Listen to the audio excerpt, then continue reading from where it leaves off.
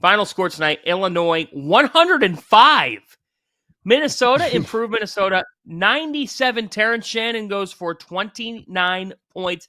Illini are 21-7.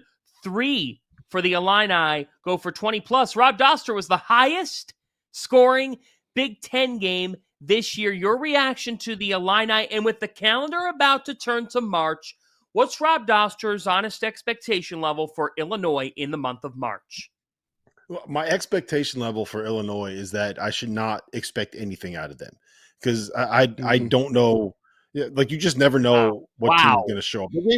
They gave up 70% shooting from the 3-point line against Minnesota. Like, it looked like they were allergic to playing defense. And I think that, for me, part of what the appeal of this Illinois team is, if you look at them defensively, like, they got their starting lineup. When you roll through Quincy Guerrier, Coleman Hawkins, Marcus Domask, Ty Rodgers, and Terrence Shannon, it's like you basically got 5 dudes that are all between 6'4" and 6'9", where the point guard, Ty Rodgers, is like a 6'4" junkyard dog that is super switchable, and Coleman Hawkins is super switchable, and Quincy Guerrier is like your quintessential kind of combo forward that should be super switchable, and Terrence Shannon is 6'6" and super athletic, and he's super switchable, and they have the makings of a team that should be great defensively.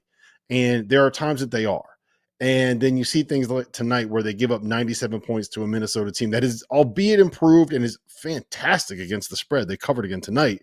That you shouldn't be giving up 97 points and 14 threes to this Minnesota team. So that's I love what the ceiling is of this Illinois team, right? When they are at their best, they are electric. They get out in transition. They play that booty ball. It's Marcus Domask can get you 30.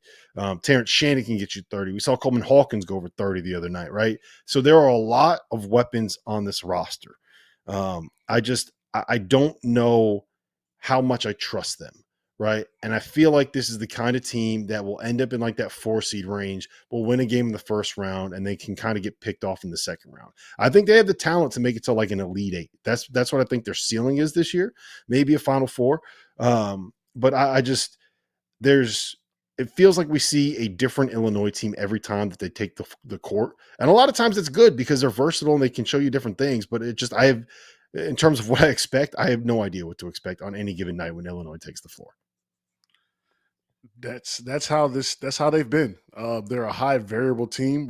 For the last couple of years, Rob, we watched them in the Garden last year. We were like, oh my God, this is a national championship team, right? Like, that's how good they looked.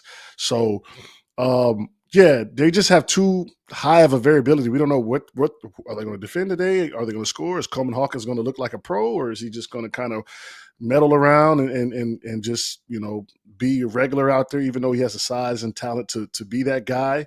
When you talk about the seeding, the 4 seed, 5 seed, there's a 4-13, 5-12 upset every year. And Illinois could be that team that make it go home early because they just want to turn it on, or they think they can turn it on when they can. So, it's going to be interesting to see. Now, on the other end of that, if they do heat up and start playing well over this next few, they can make a run, and they can compete talent-wise with any team in this country. So, like Rob said, I don't trust them, but it'll be fun to see their first game. I'm going to be tuned in for their first game just to see what team is going to come to play in their first game in the first weekend.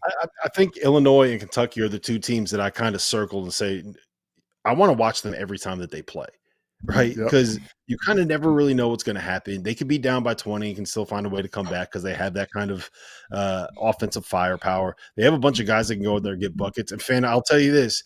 If you end up on a night where Marcus Domask, Terrence Shannon, and Coleman Hawkins are all playing their best, like, good luck, man. good luck dealing with that.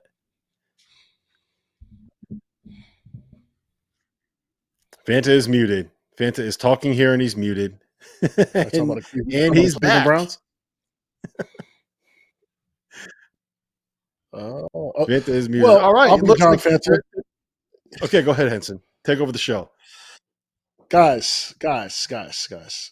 This Illinois team has the potential to win a national championship. I'm just going to put it on the table right here, right now. This team with Coleman Hawkins, Marcus Domask, and Terrence Shannon has the potential to win a national championship. And that's all I'm going to say. I'm going to leave it right there. Rob, I'm going to lead it to you. What else you got on these guys? Do you think that they have a chance to make a Final Four?